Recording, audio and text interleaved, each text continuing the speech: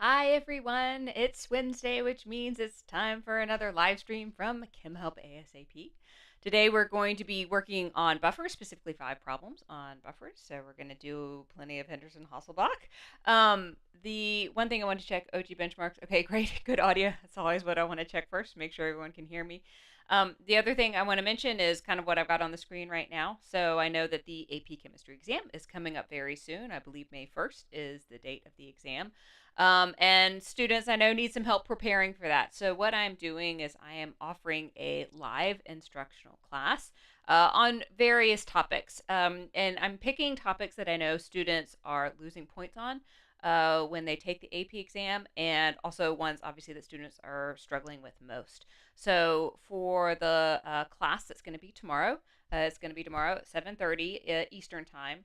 We're talking about Lewis structures. We're going to talk about VSEPR and hybridization. So just drawing the Lewis structures, then getting the molecular geometry. Also, when we talk about hybridization, not only knowing what the hybridization is on a specific atom, but how many sigma bonds do you have? How many pi bonds do you have? Do you have free rotation in between those? All that kind of good stuff. We're going to be going over that. So you can sign up. The link is on the screen here, but the link is also in the description below. If you have any trouble or if you've got any questions, there's my email address right there at the bottom of the screen. Please feel free to email me and contact me. Also, if you have a request for one of the live streams, you want to cover a specific topic or a certain type of problem, you can always email me, or you can leave a comment in the live stream, or you can go to Facebook and leave a comment too. We're, YouTube, Facebook, we've got a website. We're kind of all over the place. Okay, with that being said, let's go ahead and jump into the first of our 5 problems. Okay, so let's come over here, and for some reason my mouse is not working on this side. Oh dear. Okay, so give me just a second because my tablet is not connected properly. Okay, so sorry, I thought this was working fine today, but it's not working now. Okay, so it's just going to the wrong monitor. Okay, so let's see if it's working now. Ah, here we go. Yay, I have my pen back. All right, so sorry about that. A little bit of technical difficulty at that point. All right, so now we're ready for our first problem. Okay, so yes, these are all going to be buffer problems. So as I start to work these, if you've got questions, you don't understand what I've done, please just pop a comment in the comment section, and I will try to keep up with what's going on in the comment section here. All right, so let's just read this one to start with. A buffered solution contains 0.5 molar acetic acid and 0.5 molar sodium acetate. The Ka of acetic acid is 1.8 times 10 to the negative fifth, and calculate the pH of this buffer. So I am actually going to, for this first problem, I'm going to calculate the pH two different ways. So the first way I'm going to do it is a little bit longer, but this is using equilibrium to calculate the pH of the buffer, and then we'll also jump into how to calculate the pH of the buffer using Henderson-Hasselbalch. But I think it's nice for the first time through to see how equilibrium, using your equilibrium is equivalent to using your Henderson-Hasselbalch, so you can actually use either to calculate the pH of the buffer. So if you're taking a test, or again, you're taking like the AP exam, although the AP exam will give you Henderson-Hasselbalch. But again, if you have that moment of panic and you don't remember the equation, you can always go back to just using your equilibrium and your ice table. So that's why I want to show that to you first. Okay, so let's go ahead and get our balanced chemical equation, because this is the thing that we always need. So what we've got is we've got acetic acid, C3O2, and of course it's in aqueous solution, it's in equilibrium, and that gives us hydronium, and that gives us acetate. Okay, so here's our balanced chemical equation. Again, the great thing about these is they're 1-to-1, which means that our stoichiometry becomes really easy too, which is great. And I would say usually, like on the AP exam, they're probably going to give you buffers where you're going to have 1-to-1 stoichiometry. Okay, so the first thing I'm going to do is I am actually going to set up my ice table here, because I'm doing this via equilibrium. Now, my concentration of acetic acid is given in my problem. It is 0.5 molar.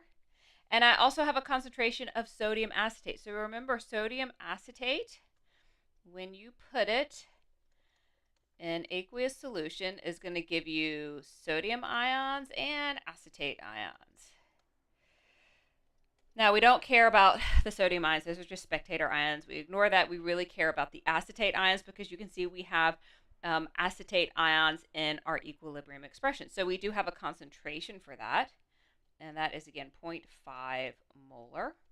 And we have 0 concentration for our hydronium ion. Again, because we're using a Ka, we don't have to worry about water. This is where you could simplify this equation. You could pull water out, and instead of having hydronium, just do H+. You're going to get the exact same things. Totally fine. Okay, so these are our starting, not our equilibrium. These are our initial concentrations of our species in solution. Now, again, for consumed, we know by Le Chatelier's principle that this equilibrium is going to shift right, because we have 0 concentration of hydronium. So the equilibrium is going to shift to create at least some hydronium. Again, we're trying to get our pH, so getting our concentration of hydronium is really where we want to go to. So I know that for my consumed, I'm going to have minus X here. This will be X, and this will be X. Again, my equilibrium is shifting to the right, shifting to the products. So that means my equilibrium concentration of acetic acid is 0.5 minus X, hydronium is X, and acetate is 0.5 plus X. Okay, great. So that is my ice table taken care of. Now I'm going to write my expression for Ka. Of course, this is just products over reactants. Again, concentrations. So here's my acetate. And this is over my concentration of acetic acid, H3O2. I know my value for Ka. I was given in the problem. Here it is, 1.8 times 10 to the negative fifth. All right, so at this point, I'm working an equilibrium problem here. Yes, it is a buffer problem, but I'm working it straight as an equilibrium problem. So I'm going to plug in my equilibrium concentrations from my ice table. So hydronium concentration is simply X. My concentration of acetate is 0.50 plus X. My concentration of acetic acid is 0.50 minus X. And of course, I'm going to switch this over here. This is equal to my Ka, which is 1.8 times 10 to the negative fifth. Okay, so at this point, what we really want to do is we want to drop this plus x and this minus x. We can absolutely do that because our Ka is very small here. You can also go through your calculations for the 500 rule, and once you calculate x, your 5% rule, and you will find that those fall in that category. So we can drop, let me put this in green, our plus x and our minus x. Now, we do not drop our x, that is our hydronium ion, because we're going to have at least one variable to solve for here. So don't drop that x. So this equation simplifies to 1.8 times 10 to the negative fifth is equal to x times 0.50 over 0.50. Okay, well that simplifies tremendously, right? These cancel out. X is just equal to 1.8 times 10 to the negative fifth. So x is equal to our Ka. Now remember, x up here is your concentration of hydronium. We're trying to find pH. So if I come up and over here, remember your pH is just your log of hydronium. So my pH is just going to be negative log of my Ka here, my 1.8 times 10 to the negative fifth. This gives me a pH of 4.74. Okay, so pretty easy, right? But this is a lot of work. But again, you can find the pH of buffers just by going with equilibrium. You do not have to memorize Henderson-Hasselbalch. This totally works. However, let's go through it if we're going to do Henderson-Hasselbalch. So I'm going to do or. I'm going to go to a different color here. So writing down our equation for Henderson-Hasselbalch, pH equals pKa plus log of our conjugate base over our acid. Okay, so this is pretty simple. All we want to do is we just want to plug in everything that we know. So obviously we're trying to find pH, so that's not a value we're going to plug in. pKa, we don't specifically have pKa, but we've got Ka, that's good enough. So remember, when you have a p in front of it like pH, pKa is simply the negative log of your Ka, which in this case is 1.8 times 10 to the negative fifth, plus your log of your concentration of your conjugate base, which is my acetate, which I know is 0.50 molar, over the concentration of my acid, which is my acetic acid, which is also 0.5 molar. Okay, so that is the log of 1. What is the log of 1? The log of 1 is 0. So this goes to 0, which means, again, if I'm calculating my pH, it's simply negative log of 1.8 times 10 to the negative fifth, which is exactly what we got up here. So you can see that no matter how you do this problem, you're going to get to the same answer. Now, in the problems moving forward, I'm going to rely more on Henderson-Hasselbalch, but again, know that you can do these problems either way. Okay, any questions? Nope, no questions. Okay, totally fine. Let's go on to problem number 2. All right, so how much will the pH change if 0.01 moles of sodium hydroxide solid is added to 1 liter of the buffered solution from the previous problem? So we're taking all of our information from our previous problem. So let's just go ahead and write this down. So we have our Ka of our acetic acid. That was what? 1.8 times 10 to the negative fifth. Let me just double check that. 1.8 times 10 to the negative fifth. We also still have concentrations of 0.5 of our acetic acid. 5 molar acetic acid. And 0.5 molar of our acetate. Okay, so just to get those in there. So what we've done here is we've calculated the pH of just our buffer solution. We have added some base to it. Now we know that buffers resist changes in pH. So hopefully by the time we finish this problem, we'll see that our pH has not changed that much, but it should change a little bit because we've added some base in here, right? So when you have a buffer and you add either an acid or a base, the first thing you want to do is your stoichiometry. All right, so and what that means is we're going to have our sodium hydroxide is going to react with our acid in solution. This is our acetic acid, C2H3O2. And this is going to give us sodium acetate and water. Now, what hopefully you recognize here is our sodium is a spectator ion. So it might be easier if you rewrite this equation more as a net ionic equation instead of a molecular equation. So let's go ahead and just pull that sodium ion out because it's just spectator ion. It's not doing anything. So what we've really got here is we've got hydroxide reacting with our acetic acid. And that is giving us acetate and water. Okay, so that can make it a little more clear what you're dealing with because, again, when we're dealing with buffers, we really want to be conscious of our acid and our conjugate base. And so if you write your molecular equation as sodium acetate, it might not be quite so obvious to you that you need to worry about that. But writing it as acetate, at least for me, it helps me kind of focus in and go, oh, acetate, I need to pay attention to that.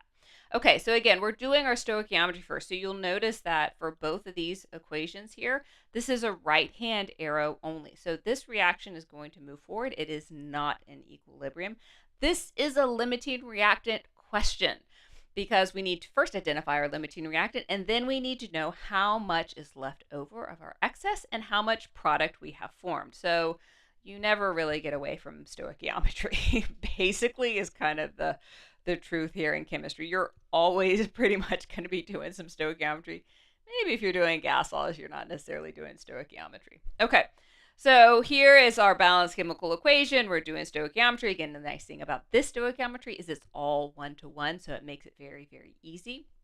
So let's first figure out how many moles of acetic acid we have, because we've got acetic acid and we've got hydroxide. We want to compare these two, right? We need to find out which one is the limiting reactant.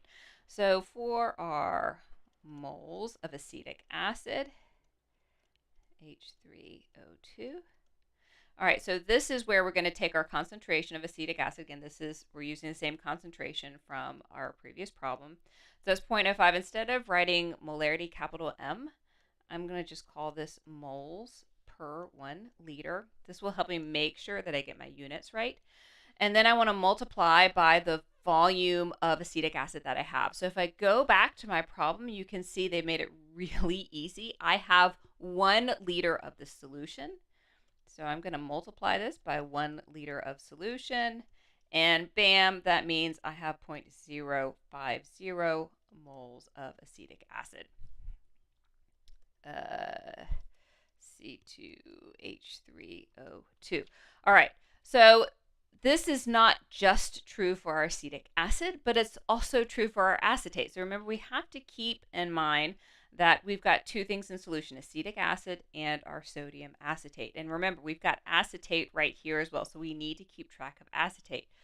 Again, it's going to be the same calculation for acetate because we have the same concentration and we've got the same volume. So what I'm going to do here, just to make things a little bit simple, is this is also equal to how many moles of acetate we have.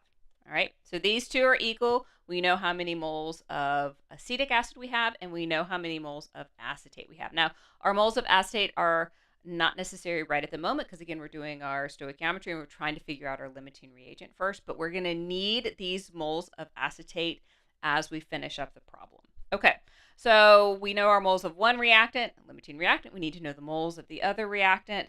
And the nice thing about this problem is they actually just straight up gave us moles, and we didn't have to at least go from grams to moles. So often you'll have to go from grams to moles, but again, we want to get the form of this problem instead of worrying about grams to moles. So our moles of sodium hydroxide are 0.1 moles. Okay. Again, this is where the beauty of one-to-one comes into play, because when we have a 1-to-1 ratio, then to find our limiting reactant, we're just going to choose our smallest number of moles, right? Because that is going to run out first. This makes sense that our sodium hydroxide is our limiting reactant, right? Because if it wasn't our limiting reactant, then we would overcome our buffer capacity. So we're just adding a little bit of base, and we're seeing how the pH changes. So what we want to know now is we know we're going to use up some of our acetic acid.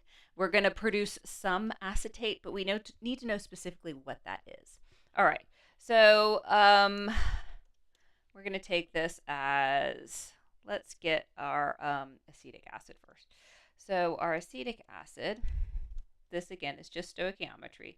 How many moles are we starting with? Well, we're starting with our 0.50 moles. How many moles are going to be used in our stoichiometric equation? Well, we're going to use up all of our sodium hydroxide. So that means we are using up 0.010 moles. Again, this is where the 1-to-1 ratio is really handy. So your moles of sodium hydroxide is the same as your moles of acetic acid that's being used. And so then at the end of the reaction, we have 0.49 moles of acetic acid. Okay, that's fantastic. So now we know how many moles of acetic acid we have left after our stoichiometry is done, but we're not finished because we need to also figure out how many moles of acetate we have. Because remember, we've got to keep in mind that we've got to keep the amounts of our acid and our conjugate base in mind. So we can't just forget about the acetate. I know when you normally do stoichiometry and you're doing limiting reagents, you maybe don't so much worry about the products, but in this case, we need to worry about the products. All right, so for our acetate, remember your acetate is a product. You are forming acetate here. So for our acetate, of course, we started with our 0.50 moles. And instead of moles being used, this is a product. This is moles being formed. Again, we formed 0.010 moles. So at the end, you can think of this as that's a subtract we used. A formed is a plus. You can also think of this kind of like how you do an ice table, except it's not equilibrium. So on the product side, you're going to have plus X, and on the reactant side, you're going to have minus X. So in the end, we have 0.51 moles of acetate. I'm going to need another page, aren't I? Yep, I should have put another page in. All right, let me just pop another page in here. All right, so at this point, we know how many moles of acetate we have, how many moles of acetic acid we have. But remember, when we're using Henderson-Hasselbalch, we need concentration. So before we move on to the next page, let's go ahead and get these concentrations. All right, so concentration of acetic acid. Because right now, this is where you have to be really careful about your units. You just have moles. You do not have molarity. You need to go back to molarity. So we started at molarity. We switched to moles. We did our stoichiometry. Now we're switching back to molarity. Now this is again going to be really easy because we have 1 liter of solution. But if you have a volume of solution that is not 1 liter, you got to be really careful about these changes. Okay, so our acetic acid here, again, if we're doing concentration, we're going to take our moles and we're going to divide it by our volume of solution, which again, the problem gave us, which is 1 liter of solution. So our concentration of acetic acid is 0.49 molar. The same is true for our acetate. We're just going to take our moles. We're going to divide by our volume, volume of solution. This is what happens when I try to write and talk at the same time. We're still in 1 liter of solution, so our concentration of acetate is 0.51 molar. Okay, so we are going to use these concentrations and, of course, our Ka to now plug into Henderson-Hasselbalch.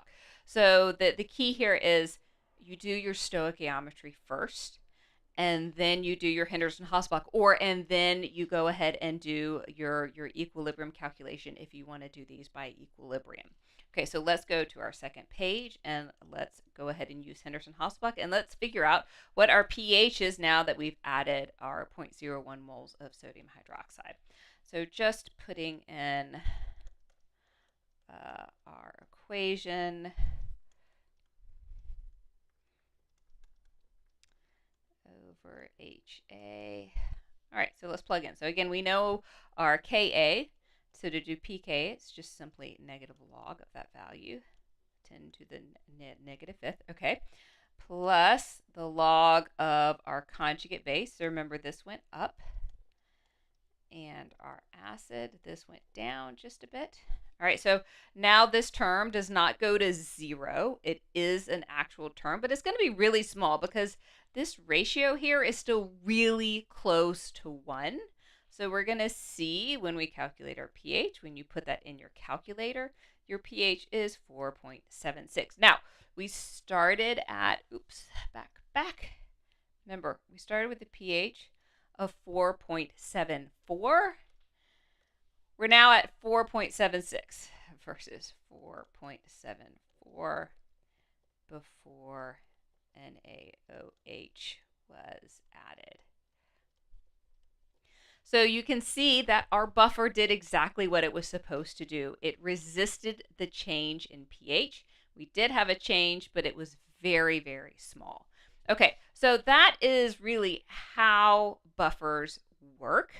And you can see that they work exactly like they're supposed to work. All right, but let's go ahead and move on to some more problems. So we're going to do some more calculations. We're going to keep on talking about buffers here. Okay, so for this problem, I'll just read it out. So calculate the change in pH. Again, this is really focused on how the buffer resists change in pH. Calculate the change in pH when 0.01 moles of gaseous HCl is added to a 1 liter solution of 5 molar hydrofluoric acid and 5 molar sodium fluoride. And then we're given the Ka of hydrofluoric acid. So right away at this point, you should see we've got an acid, a weak acid, and a conjugate base. All right, so we've got a buffer because we've got that conjugate pair. That's why before you start buffers, you learn to identify conjugate pairs because that is so key to recognizing when you have a buffer.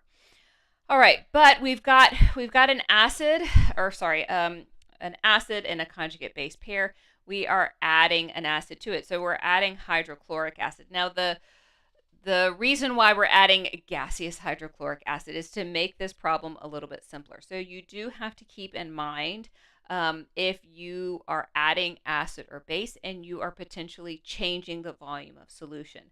So if you don't want to change the volume of solution, but you want to add an acid or base, you can see in the previous problem we added solid sodium hydroxide. So if you've worked in lab with sodium hydroxide, you know that comes in those little pellets.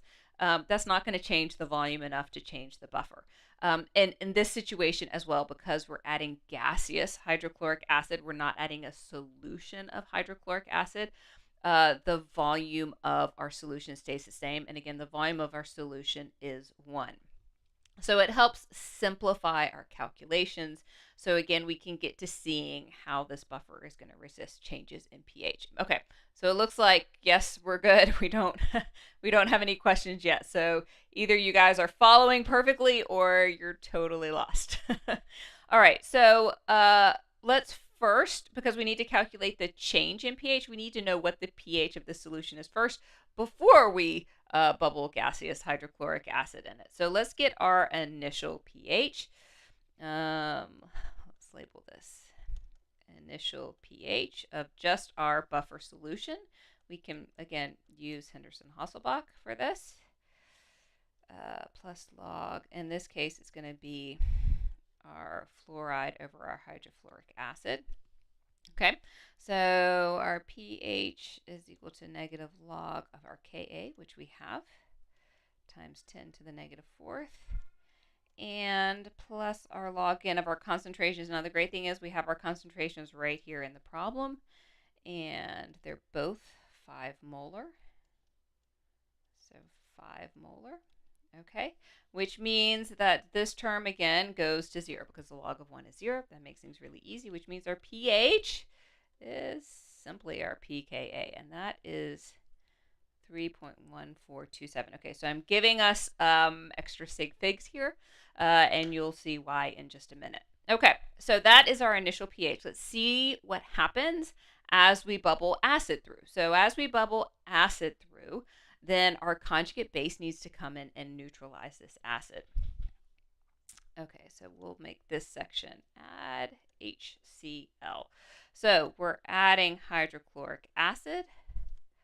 our conjugate base is going to come through. It's going to make sodium chloride and hydrofluoric acid. Again, you can turn this into sodium again as a spectator ion to a net ionic. And this can make it easier. So what we've really got here, so sorry, sodium is a spectator ion, and so is chloride. So let's just pull this out. So we just have H plus fluoride. It gives us hydrofluoric acid, right? That makes it super easy to see what's going on here. Okay, so again, we're doing our stoichiometry first, and I'm going to set this stoichiometry up just a little bit different, again, to give you guys kind of a different view on how you can set up stoichiometry. So I'm going to set up what looks kind of like an ice table. It's actually ICE. But this is initial, consumed, and really I call the E here what happens at the end, because it's not an equilibrium. You'll notice I use the right hand arrow only. This is stoichiometry, but this is another way that you can organize your information.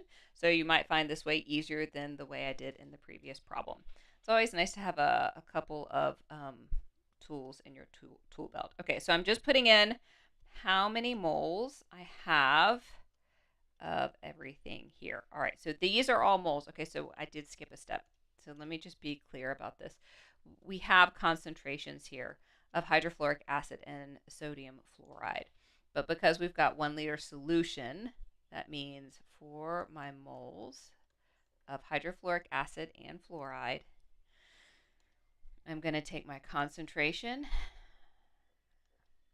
which is moles per liter, and I'm going to multiply it by the volume of solution that I have. And the problem told me I have 1 liter of solution. And you can see that gives me 5 moles. Again, that is for your hydrofluoric acid and your fluoride. So that is where these moles down here are coming from. That is not concentration, that is moles. The number is the same because you have 1 liter of solution. Now, if you had 750 milliliters, it would be a different number. If you had 1.95 liters, it's going to be a different number. But again, I chose these numbers specifically to make the math easy so we can focus on the concepts. Okay, so these are our initial moles that we have of everything in solution.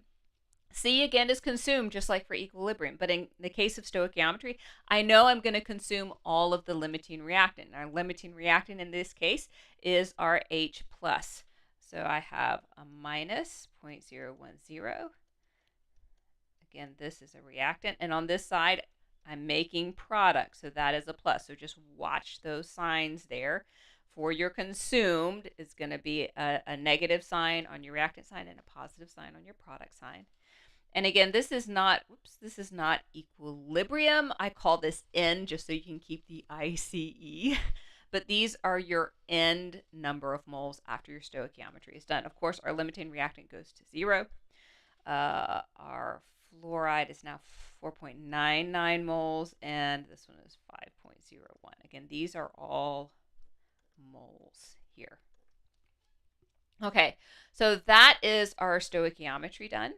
Now we need to plug into Henderson-Hasselbalch, which means we need concentration. Again, this is a really easy calculation, but just like before, we started in, whoops, sorry, I meant to add a screen here, not just go to the next screen.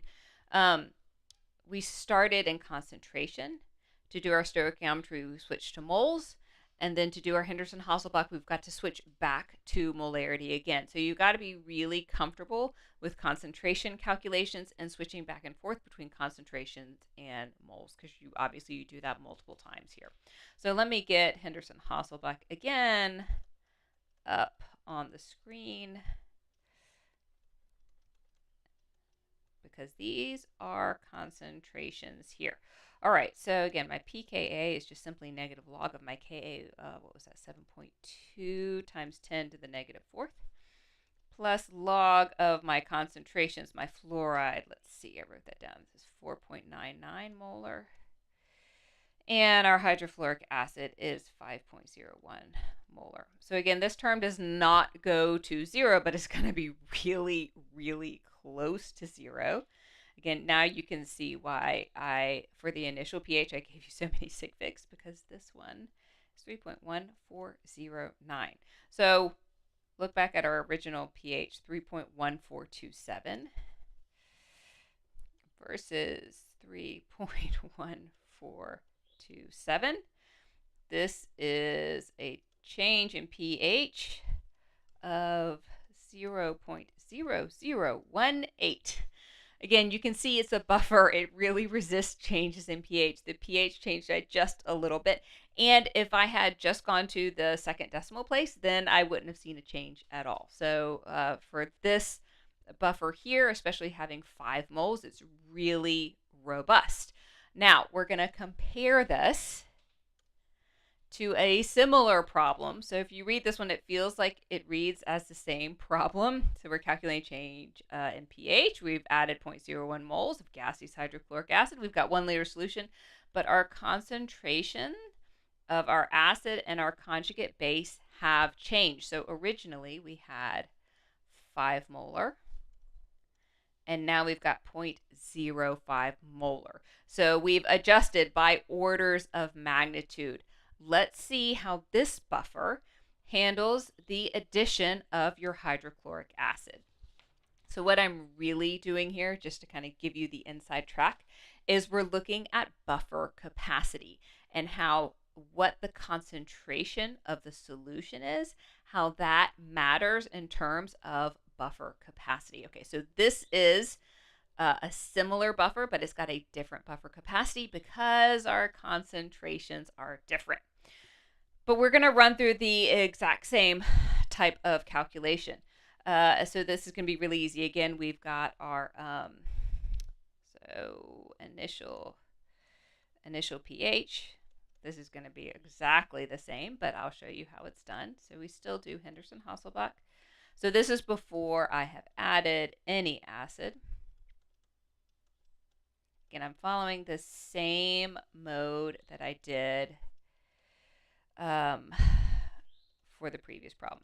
Same calculation, times 10 to the negative 4th plus log, except I have different concentrations. So concentration of my fluoride is 0.050 molar. And the concentration of my hydrofluoric is the same. But this term, again, still goes to 0. So that is log of 1, that's 0. So this is the cool thing about buffers. It doesn't matter what your concentration is, as long as you've got equal amounts of your conjugate pair, either your acid and your conjugate base, or your base and your conjugate acid, then your pH is your pKa. So these buffers have the same initial pH. So again, we'll get that 3.1427. All right, so now let's add our hydrochloric acid. Again, doing the same type of calculation. I'm going to go straight to our net ionic equation because we've already talked about that. And again, I'm going to set up an ice table that's not equilibrium. This is stoichiometry. And I'm adding the same number of moles of H plus of HCl. Again, my moles of fluoride and hydrofluoric acid come directly from my concentration and 1 liter of solution, just like I did before. So I'm using up all of my limiting reactant. And then that is plus. And now again, this is really end, not equilibrium. I do want to make that really clear. If you're using this kind of ice table, it's not truly an ice table. Okay, so fluoride goes down to here, and we've produced some hydrofluoric acid. Great, great, great. Now, again, this is moles. Before we can plug into Henderson-Hasselbalch, we've got to change this to concentration, but because we have 1 liter of solution, it makes this really, really easy. We take our number of moles, we divide it by our liters of solution. So my concentration of fluoride is 0.04 molar, and my concentration of hydrofluoric acid is going to be 0.06 molar. Okay, So now that I have my concentrations, I can plug into Henderson-Hasselbalch. I'm going to switch over to green here.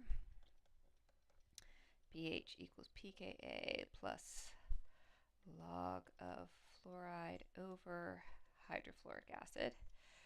All right, so pKa is negative log of my Ka times 10 to the negative fourth, plus log again of my concentrations that I just calculated, molar, and 0.060 molar. Okay, so just before I do this calculation, you can see how my ratio here is farther away from 1.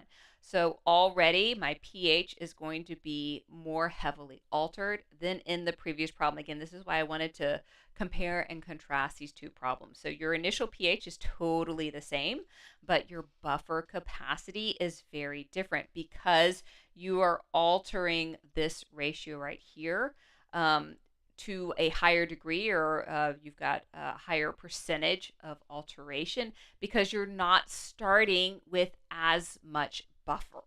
Okay, so let's actually get this number here. So our pH for this one is 2.9666.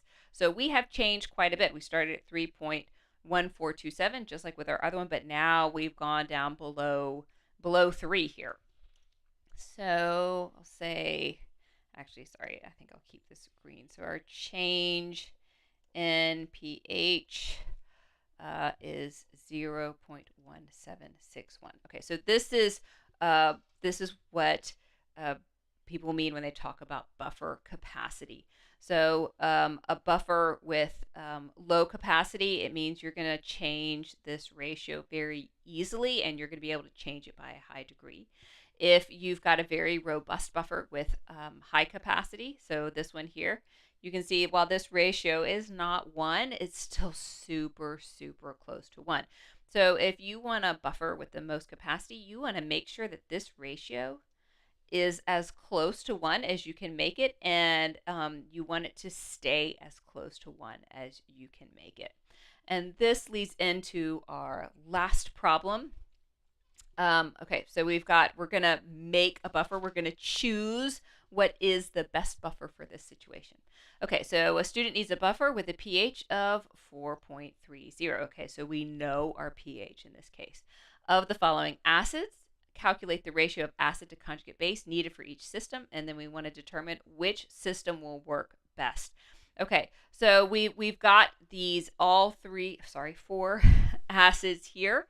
We've got the Kas. We know what our pH is going to be. So again, we're calculating our ratio of conjugate base to acid, and we want to get the ratio that's closest to 1, because the closer you are to 1, the more the higher buffer capacity you have. So if you start with a ratio that's already way off from 1, then you have very little buffer capacity. But if you're very close to 1, then you're going to get maximal buffer capacity. All right, I'm going to do a little equation manipulation here. So starting with Henderson-Hasselbalch, because again, we're looking for our ratio here. So we're looking for our ratio of conjugate base to acid. So I'm just going to use the generic terms here because we're going to be sifting through several different acids. But again, we're just interested in this ratio. So all I want to solve for is this ratio. I don't need to solve for specifically how much conjugate base or how much acid I have. I just want that ratio. So in order to do this, I'm going to take my pKa over to the other side. pKa, now that equals log of my ratio over HA. And what I'm going to do is, again, I want to solve for this ratio, so I'm taking the anti-log of both sides. So this is going to be my concentration of hydronium, or H+, in this case, over my Ka is going to equal my ratio. Now, you don't have to manipulate your Henderson-Hasselbalch like this if you don't want to. You can simply plug in your pH and your pKa and again solve for this, but because I'm going to be doing the same calculation 4 different times, I find it easier to go ahead and manipulate the equation and then just plug in as I need. Okay, so plugging in, I have my Ka values for all of these acids. That's going to be easy. I don't necessarily have my H plus concentration, but I know what my pH is, so I can get my my hydronium or my H plus concentration. So let's go ahead and do that first. I think I'll do this over here. So remember, pH is just negative log of concentration of hydronium. So my concentration of my pH is 4.30. I am solving for my concentration, so I'm just going to take the anti-log. So my concentration of hydronium for all of these acids, because remember I want a pH of 4.3 for all of these acids. I got that number, 5.012. I'm running out of space, 10 to the negative fifth molar. All right, so I'm using that concentration for all of these acids. So now I'm ready to plug in, and this is actually going to be a really simple calculation. Okay, so for A, again, I'm using this equation right here. I know my concentration of acid. That is simply my 5.012 times 10 to the negative fifth. I know my Ka for chloroacetic, 1.35 times 10 to the negative third. This equals my ratio. This is exactly what I want to solve for. Equals my ratio. So when I solve for my ratio, I get sorry. Here it is. 0. I lost my place in all my calculations. Okay, so this is equal to my ratio. Okay, so that's not super close to 1. So chloroacetic acid is not looking like maybe the best option, but let's calculate our other ones. So B, I'm going to do the exact same thing. Again, my hydronium concentration has not changed. Times 10 to the negative fifth. That is my concentration. My Ka changes though. So now I'm doing propanoic acid. So my Ka is 10 to the negative fifth. Again, this equals my ratio. So that equals 3.86 is equal my ratio. All right, so this is not really all that much better. We're still not at 1. We want a ratio of 1. We haven't gotten a ratio of 1. Okay, so but let's keep going. We've got now benzoic acid. Still the same calculation. So you can see why I wanted to go ahead and manipulate my equation now, because at this point, I'm really just running the same calculation. I'm just plugging in different Kas for the different acids. This equals my ratio. All right, so this ratio is 0.783. All right, so far, this one is absolutely my closest to 1. We've got one more to do. We've got hypochlorous acid. So let's run that one and see what we've got. 10 to the negative fifth. Ka for this one, 3.5 times 10 to the negative eighth, equal to my ratio. And this one gives 1.43 times 10 to the third. Yikes. Definitely not equal to 1. Okay, so here is the ratio of acid to conjugate base that I would need to create a buffer for all 4 of these acids. Now, will all 4 of these acids create a buffer at 4.3? Yeah, they totally will. But which one is the best system? Which one is going to resist the changes in pH best? That is going to be this one right here, your benzoic acid, because your ratio is the closest to 1. Again, the closer you are to 1, the more that buffer is going to resist changes in pH, which means you've got a really good buffer capacity there. So that is the answer to our 5th problem. And if you've got any questions, please absolutely let me know. Yeah, thanks so much. And yeah, so this is kind of a classic one. So I'll give you kind of one more hint before I head out. If you're trying to create a buffer system and you know your pH, and this is kind of a classic question to do on things like the AP or the IP exam, or even just an exam in your class, is you want to find your Ka or your pKa that's closest to the pH that you're going for.